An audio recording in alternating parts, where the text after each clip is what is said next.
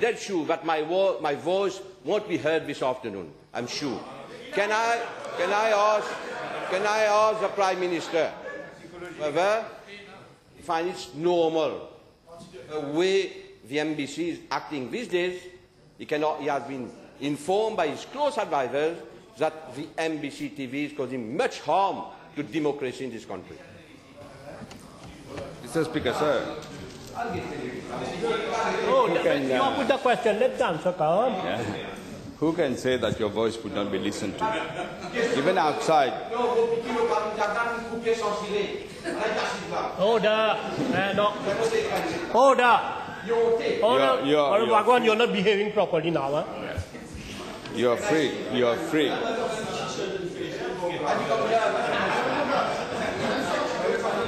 Cool down. Order now. Let's listen. Okay, time is running out. Cool down. As politicians, you know, we need to have a skin thicker than that of a rhinoceros. So, cool down. Look at what Sir Louis Bloom Cooper, who was, he was not only a very eminent lawyer, but also he was the chairperson of the press, what was the press council at the time. And look what he said. He was interviewed by one lady from L'Express who is here, a person of the press, what was the press council at the time. And look what he said. He was interviewed by one lady from L'Express who is here. I'm not mentioning names. And look what he answered. The question was, there are some concerns that if ever it came about, a media commission set up by government might curtail our freedom of expression. And this is his answer. What you are saying is a total mirror of what's been happening in the United Kingdom for the last 20, 30 years. There is always that tension between the media and the government. There have been threats from time to time of imposing a regulatory system. I won't read the whole thing, but it says my comment would be that it's very odd. It would be a very odd thing that television and broadcasting should be under a regulatory system and not the newspaper industry. That is why we're saying the whole lot. And we'll be fair. Believe me, we will be fair, because we have also been in the opposition. We know what it means to be in the opposition. We intend to be very fair. Can I ask the Honourable Prime Minister whether you will agree with me that the issue is not his right or anybody's right to correct facts or to reply to criticism. That is not the fact. That is not the issue. But we live in a country where there is economic boycott by government and Air Mauritius of certain newspapers, and where, unfortunately, there have been brutal verbal threats against certain journalists. Will you agree with me that this is unacceptable? And this is why not only the two organizations mentioned here, Reporters Sans Frontières and Freedom House, but also the United States Foreign Affairs Department has condemned such things. And will you agree with me that this should stop?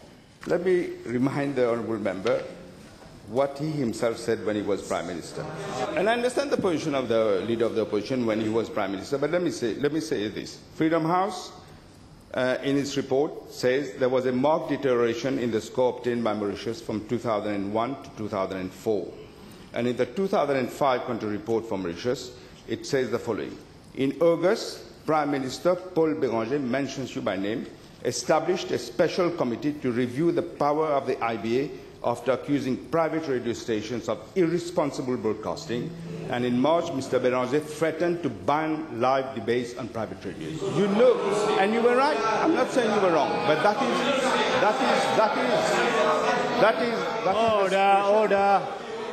Order. Now, the Honourable Leader of the Opposition referred to the interview given by the public affairs officer and spokesman for the US Embassy. And look what he says. The question was, in general, would you say that the press is free in this country? And his answer is, sure. I think that freedom of the press is not this platonic ideal that gets totally achieved anywhere. There is political conflict and there are interests, just like in my country, that is the USA, where politics and the press are not perfect. Perfection is something that is unlikely to be achieved. In a human, achievable sense, you can actually be proud of this achievement. He's saying us. Then the question was, you are saying freedom of the press is not enough, aren't you? He says, yes, to have freedom doesn't mean that everybody is behaving responsibly and well. It means that if those in power make big mistakes or do the wrong thing in major ways, then someone is free to point it out. The evidence is that in the United States, there is a constant back and forth, where one section of the press tends to hold the president in high esteem, but others don't. In my lifetime, I've seen plenty of that. It does not surprise me, and I wouldn't want to hold Mauritius to a standard that we ourselves haven't achieved in my own country, that is the United States. Les travaux parlementaires ont pris fin à 19h40 ce soir. Les débats sur les différents Speaking Union Bills ont été ajournés à mardi prochain et à l'ajournement 10 députés sont intervenus. Nous en reparlerons dans nos prochaines éditions. 117 hommes et 2 femmes sergents ont été promus inspecteurs de police aujourd'hui. Ils ont reçu leur lettre de promotion des mains du commissaire de police par intérim, Kemraj Servan Singh, cet après-midi aux casernes centrales à Port-Louis. Ces nouveaux inspecteurs avaient participé à un examen en 2009 dans le cadre de cet exercice de promotion. Claudette Geoffroy. Le soulagement et la fierté se lisaient sur leur visage cet après-midi aux casernes centrales. 119 nouveaux inspecteurs, dont 2 femmes, ont reçu leur lettre de promotion aujourd'hui. Cela signifie entre autres un nouvel insigne de coiffure et 2 étoiles sur leurs uniformes. Ils attendaient ce moment depuis 2 ans. Normalement, quand on passe du rang de sergent à celui d'inspecteur, normalement, les épaules, nous il y a 3 bords. Oui. Maintenant, nous gagnons 2 étoiles de chaque côté. Et ensuite, le chapeau, le cap, oui. Ça aussi, sur le design licence. Okay. Et aussi la ceinture. Et nous gagnons un bateau. Un grand jour pour moi, qui nous saute d'un rang, d'un autre rang. Et naturellement, moi, un peu ému, mais c'est un grand jour pour moi. Très content parce que d'ailleurs c'est une épreuve pas facile. Et puis c'est un grand achievement aujourd'hui. Nous prenons patience aujourd'hui, nous réussissons, trouve-nous là. C'est pas évident pour être parmi les femmes qui réussissent, traversent l'examen, cette épreuve qui momentanément assez extrêmement difficile. Mais moi je souhaite pour mes coéquipiers, pour mes collègues, persévérer, c'est pour réussir. Évidemment, on est très content et soulagé en même temps. Quand même, après 2 ans d'attente, on a pu avoir notre promotion. Cet exercice de promotion fait suite aux examens effectués en 2009.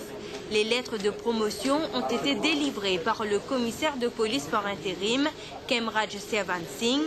Un autre exercice de promotion est prévu demain. Il concerne cette fois les nouveaux sergents de police. À la State House ce matin, le président de la République a reçu la visite de Swami de la Divine Life Society de l'Inde. Ensuite, Sir Nehru Jugnut a rencontré une délégation de l'Académie du Fulham Football Club. Claudette Geoffroy. Le président de la République a d'abord reçu la visite du Sri Swami Padmanabhanand et Sri Swami Narasimulu de la Divine Life Society de l'Inde. Ils étaient accompagnés des membres de la Divine Life Society de Maurice. Les discussions ont porté sur les activités de cette société à Maurice, notamment la distribution de livres spirituels et la promotion du yoga dans les écoles à travers l'île. Sir Nehru Jugnut et Lady Sarojini ont ensuite reçu une délégation de l'Académie de Fulham qui comprend 15 joueurs et 5 officiels. Ils joueront 2 matchs amicaux chez nous, demain contre le club M au stade Anjali à Mapu et ensuite contre l'équipe de Petite-Rivière-Noire. Le ministère de l'Environnement a organisé un atelier de travail regroupant plusieurs secteurs de la société pour la mise sur pied d'un projet afin que Maurice puisse participer à la gestion des cas de déversement de pétrole dans la région. Parmi ceux présents, la force policière, la National Coast Guard, le ministère du Tourisme, entre autres. Sarah Ono.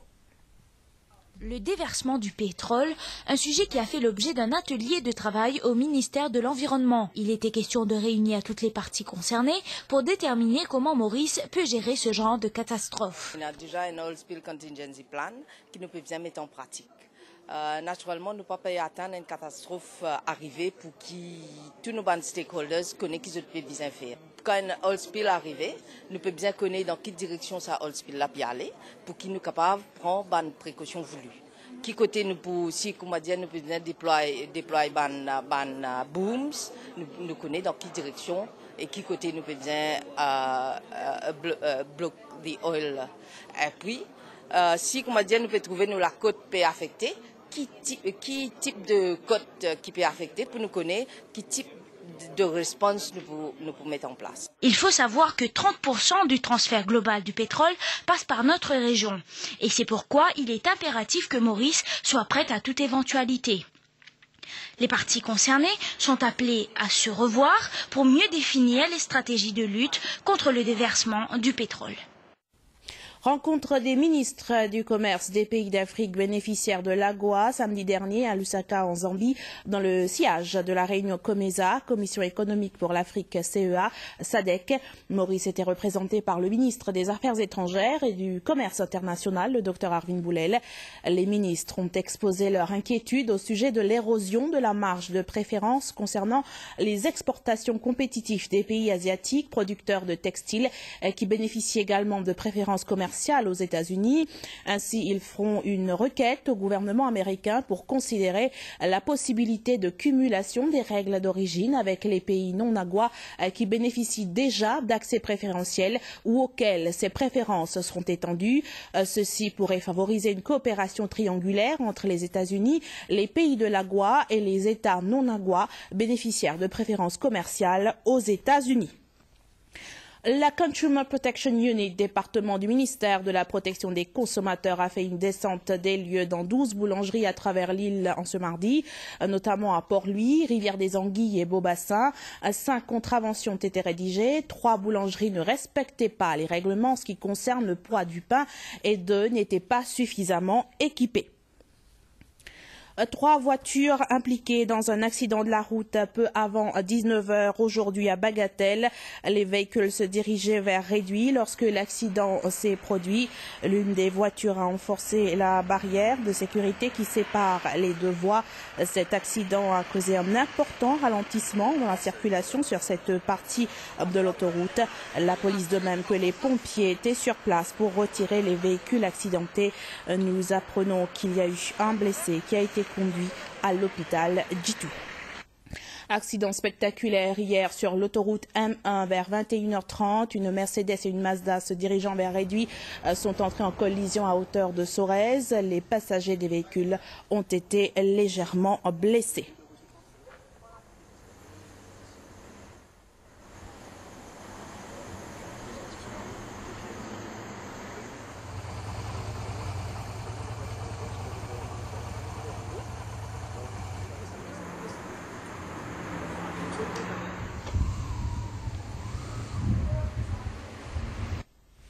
La Nurses Union marque la journée internationale des infirmiers observée le 12 mai dernier en lançant son club de santé destiné au corps infirmier.